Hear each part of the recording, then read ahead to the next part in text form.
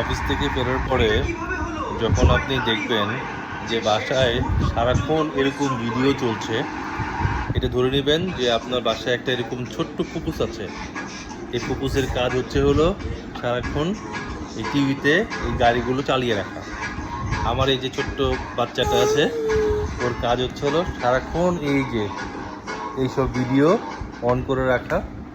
এবং তার কাজ যে এই গাড়িটা আমাকে কিনে দিও, ওই গাড়িটা আমাকে কিনে দিও, আলান্দের ড্রেস আমাকে কিনে দিও। এটাই হলো আমার সন্তান উমায়ের কাজ। আমি যখন ব্যাচেলার ছিলাম তখন অফিস থেকে আসার পরে জীবন ছিল ভিন্ন। আর এখন যখন আমার বাসায় এই যে দুজন আছে, এই দুজনের সাথে আমার লাইফ টোটালি ভিন্ন।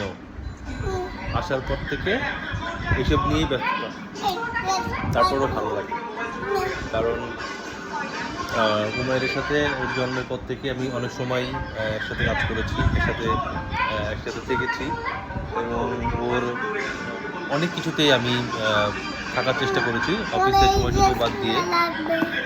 ঠিক আছে বাবা, দিব। অফিসের সময়টুকু বাদ দিয়ে আমি উমায়ের সাথে বেশি সময় থাকতে পছন্দ করি। দিব তো বাবা।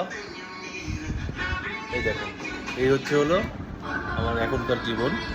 আসার পর থেকে এইটা লাগবে সেটা লাগবে। দাদার বাসায় ছিল, আমি এসে কিছুক্ষণ বিশ্রাম করে দাদার বাসা থেকে নিয়ে আসছি।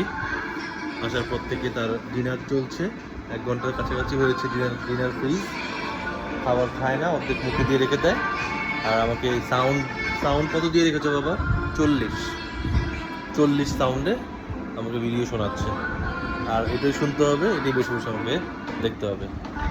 এভাবে করেই চলছে আমাদের প্রতিদিনের জীবন।